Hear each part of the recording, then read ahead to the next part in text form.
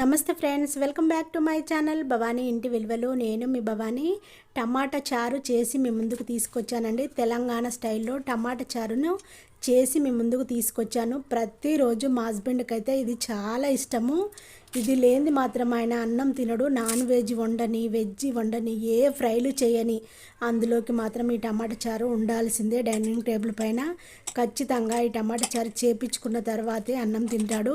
టమాటాలను 1/2 kg తీసుకున్నాను. రెడ్గా మంచిగా ఉన్న టమాటాలను తీసుకోవాలి.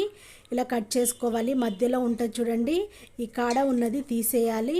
అన్ని చిన్న చిన్న ముక్కలుగా కట్ చేసుకోవాలి. చేయితో మంచిగా మ్యాష్ చేసుకోవాలి. చూడండి, ఇలా చేయితో పిసకాలి. వీలైనంత వరకు మనము మెత్తగా మ్యాష్ చేసుకోవడానికే చూడాలి. ఇలా చేసుకున్న తర్వాత వాటర్ని వేసేసుకోవాలి. ఈ టమాటా చారు అయితే చాలా బాగుంటుందండి. మన రుచికి తగినట్టుగా వాటర్ని వేసుకోవాలి. కొన్ని టమాటాలు తీయగా ఉంటాయి, కొన్ని టమాటాలు పుల్లగా ఉంటాయి. చూసి వాటర్ని వేసుకోవాలి. మరీ ఎక్కువగా వేసుకున్న టేస్ట్ అంత బాగోదు. చూసి వాటర్ని వేసేసుకోవాలి.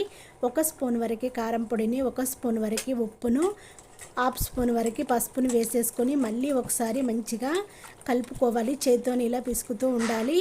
టమాటా ముక్కలు ఏమైనా ఉంటే స్టవ్ మీద పెట్టేసుకొని పులుసుని మరిగించుకోవాలి.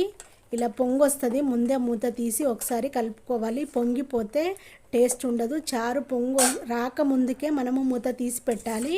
ఇలా మరిగించుకోవాలి. చూడండి, ఇలా మరిగేటప్పుడు పులుసుని తీసి పక్కన పెట్టేసుకొని పోపు వేసేసుకోవాలి. స్టవ్ పైన ప్యాన్ పెట్టేసుకొని 2 స్పూన్ల వరకు ఆయిల్ వేసేసుకోవాలి. 1 స్పూన్ వరకు ఆవాలు, 1 స్పూన్ వరకు జీలకర్ర, ఎండుమిర్చిని ఎప్పుడైనా క్లాత్తో తుడిసి వేసేసుకోవాలండి. ఎండుమిర్చికి డస్ట్ ఉంటుంది, ఎక్కడ పడితే అక్కడ వేసేసి ఎండబెడుతూ ఉంటారు కదా, వాటిని మంచిగా తుడిచిన తర్వాతే మనము వేసేసుకోవాలి. ఎండుమిర్చి రెడ్గా అయిన తర్వాత కరివేపాకును 2 రెమ్మల వరకు కడిగి వేసేసుకోవాలి. ఎల్లిపాయలను కచ్చాపచ్చాగా దంచి వేసేసుకోవాలి. 1 స్పూన్ వరకు ఇంగువను వేసేసుకొని మనము మరిగించిన పులుసునంతా వేసేసుకొని ఒక కట్ట కొత్తిమీరను కట్ చేసుకొని వేసేసుకొని స్టవ్ ఆఫ్ చేసుకొని సర్వ్ చేసుకోవడమేనండి. చాలా అంటే చాలా బాగుంటుంది. ఇలా చేసుకొని చూడండి. సాబ్దాన్ వడియాలను చేశాను. ఈ టమాటా చారులోకి ఫ్రై చేశాను. బెండకాయ ఫ్రై, సాబ్దాన్ వడియాలను టమాటా చారుని డైనింగ్ టేబుల్ మీద పెడుతున్నాను. సాబ్దాన్ వడియాల వీడియో నా ఛానల్లో ఉంది, అది చూసి చేసుకోండి. ఇప్పుడు సాబ్దాన్ ఆయిల్ వేడైనాక వడియాలను మంచిగా వేపుకోవాలి.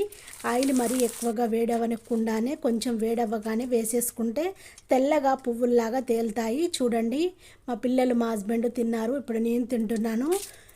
అన్నంలో టమాటా చారు పోసుకొని వడియాలను పెట్టుకొని తింటే సూపర్గా ఉంది. టేస్ట్ మాత్రం అదిరిపోయిందండి. నేను చేసిన ఈ వీడియో నచ్చినట్టయితే మీ వాళ్ళందరికీ షేర్ చేయండి.